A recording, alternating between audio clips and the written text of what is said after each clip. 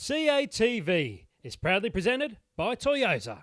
Ben, you got a Test 100 in your second match, you got 5 for now. When we look ahead to the future, it seems possible that England might try and build a side around a player like you. Do you feel ready for that responsibility? Does it excite you?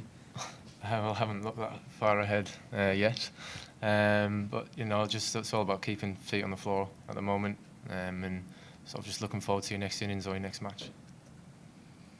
Ben, it's been a compelling day's cricket, but does it feel a bit groundhog when Haddin just keeps getting runs and then at the end of the day Johnson comes in and gets another wicket? Well, I mean, I don't think that we look at it like that. We look at it as they've got 300 and whatever they've got, and we've just got to try and get as close to them, if not get more than that.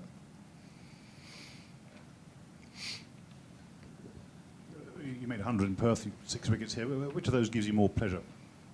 I think it was my 100, but at the same time, pretty happy to get 6 wickets. I couldn't put my finger on why one was more pleasing than the other, but yeah. You still regard yourself mainly as a batsman?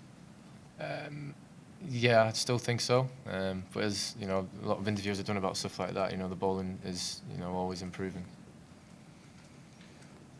Ben, you're being seen as the one silver lining to the cloud, really, the one positive that England can take out of this tour. How do you feel about that and the pressure that comes with it? Well, if that's what people say, then thanks. But no, it's, you know, as I said, I've said a lot. It's just feet on the floor, because you know the success I've had so far, I can easily turn around and people will be writing me off. So I've just got to look forward to the next game I play. Ben, obviously a county teammate of Scott's. How do you think he went today? Obviously, he picked up that first Test wicket, which would have been a highlight, but obviously went for quite a few runs as well. Well, yeah, he's a leg spin bowler. He's he comes on and he can go. You know, he can be quite expensive sometimes, but at the same time, he can get you 3 or 4 quick wickets, which he did a lot for Durham, which is why he's been picked in this game. But it's really good to be playing with a close friend and another teammate. And how will he cope with that today? He said to us before the game that he knows he might get hit for a few runs. That sort of thing that won't faze him, do you think? No, I don't think it will. He's pretty easy to put things behind him. That's his character, and well, I've seen it a lot in him, that he comes out and you know he has often backed up not the greatest performance with a really good performance. So hopefully he can do that. Just last from me, can you quite believe that the two of you are in the same England team at the back end of, well, as the start of this year, should I say, when you're sharing a dressing room in Durham in the middle of the summer? It's pretty special to think about that, but you know, it's great to have shared that moment with him, and I'm pretty sure it was a really special day for himself. You know, the first thing he said to me was, out there, this is can he mint like in his Mackham accent, but hopefully there'll be a few more games for him to play. Ben, what to you has made Brad Haddin a particularly challenging batsman to bowl to in this series? I think it's just the way that he comes out and plays his natural game straight away, whatever the situation is. You know, I think quite a lot's gone his way, but fair play to him. He's played his natural game, and he's took every chance he's had to get runs, and you know, he's played really well.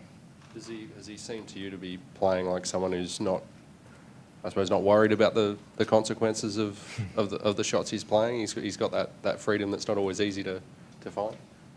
Yeah, I mean, when he came in today and started hitting you back over your head, you sort of stand there scratching your head and thinking this isn't meant to happen. But you know, as I said a lot, fair play to him, and he's done really well this series.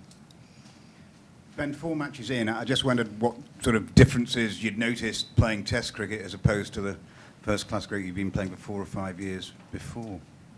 The standard that you have to play to, I think, you know, with bat and ball, you know, any sort of width or any you know, stray of areas that you bowl gets punished, and the sort of standards of bad balls that you don't receive off the bowlers, which you know, is one thing that I have noticed.